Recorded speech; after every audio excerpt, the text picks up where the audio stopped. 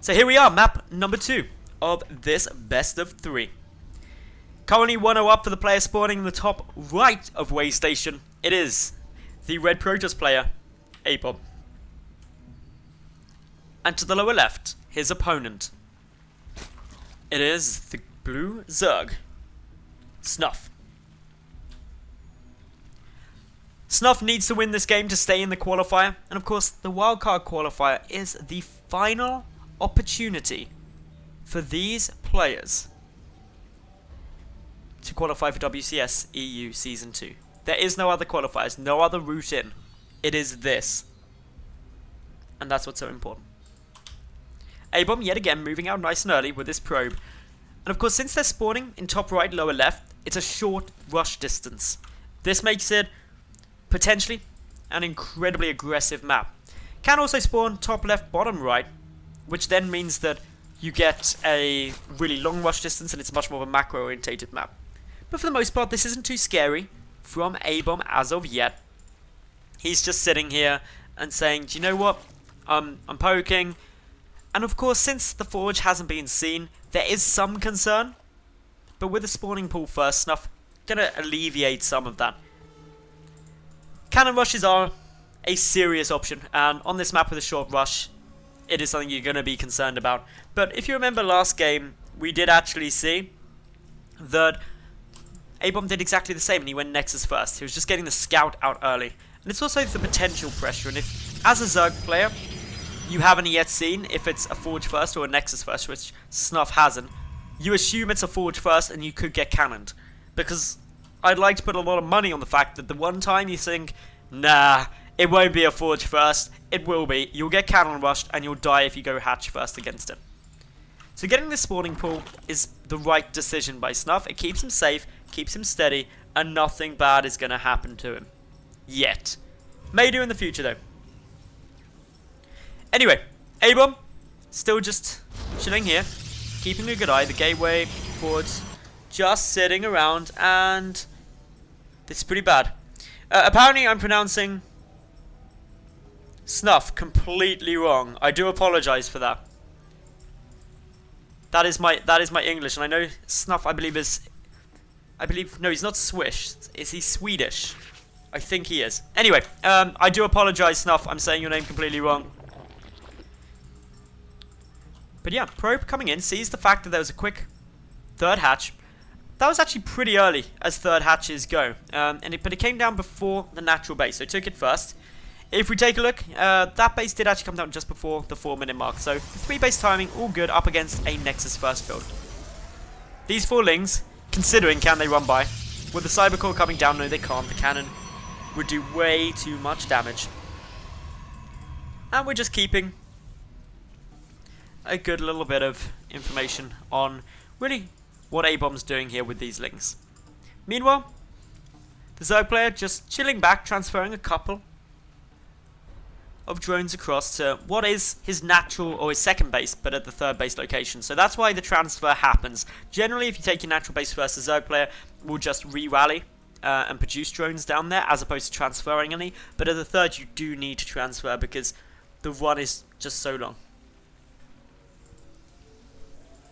Meanwhile, ABomB adding in that Stargate yet again, had quite a lot of success with the Phoenix in that first map, so it'll be interesting to see whether he repeats that yet again, or if he's going to be going for an Oracle. Potentially a good option. Zealot going to take some damage. You can actually kill a Zealot with perfect micro, with 4 of those lings, but ABomB not going to allow that to happen, backs away. Robotics facility also coming down really early. Now, what this causes there to be a lack of gateways, because obviously you're spending all of your money on the Robo and Stargate. And that means that there is a susceptibility for ABomB to big ground-based pushes, and a Photon Overcharge, I believe, will only just reach to this wall. It wouldn't actually reach up here, so a Cybernetics Core could take some damage. But, of course, like every single Zerg player, holding down that D key as hard as they can. Actually, I say every Zerg player. Tefl is one who definitely doesn't, who he casts earlier, and that works out really well for him. But anyway, we're not seeing Phoenix this game. We're seeing a Void Ray.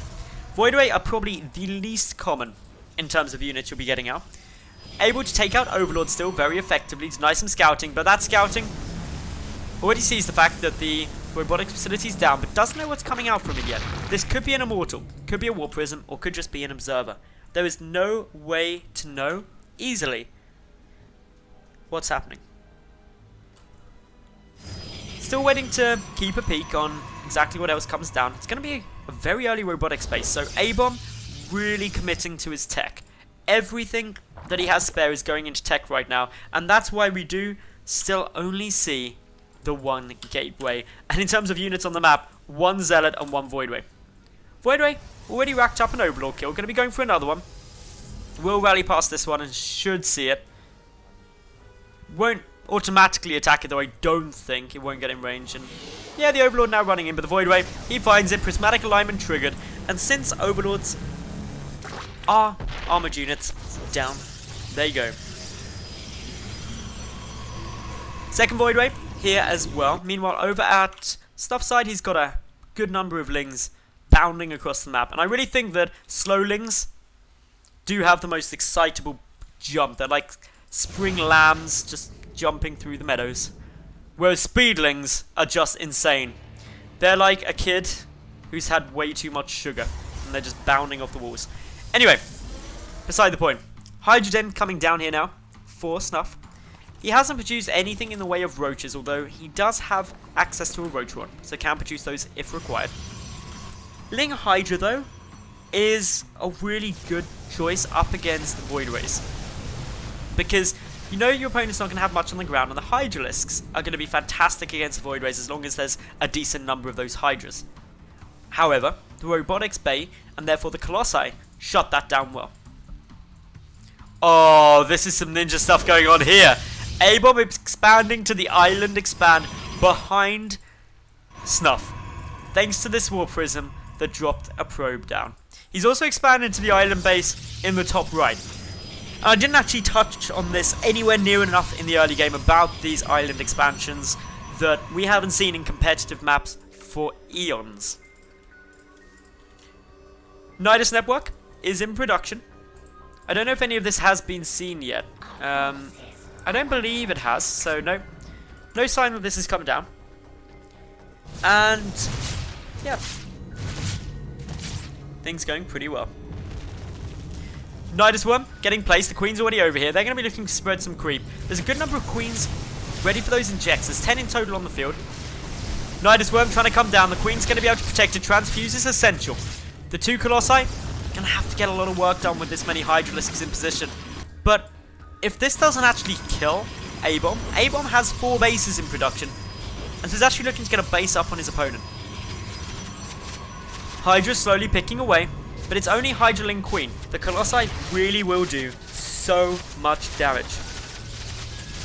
However, with the range upgrade they do have, this Gateway and Cybercore are going to be running into a bit of danger.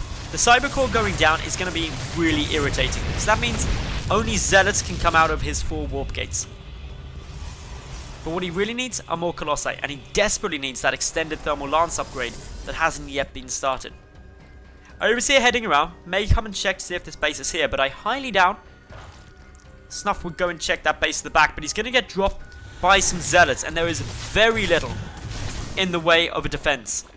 The Spire has been found, a big wave of, or I say a big wave, 4 Zealots, going to get warped in here. Snuffe taking a decent amount of damage. He thinks he's contained his opponent. And these spores are actually quite a smart move, because it means the Colossi have to be a little bit safer. But of course, with extended thermal lance, those spores can get taken out from afar. Spire gets taken down. That is a big pick-off.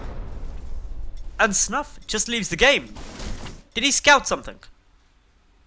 What did he see? He didn't get engaged upon. Looks like he's just decided that without that Spire, he can't engage up against these Colossi. But he doesn't even know about the ninja bases, to my knowledge, so yeah. Either way, though, congratulations to ABomB, who therefore advances 2-0 over Snuffe in this WCS wildcard qualifier.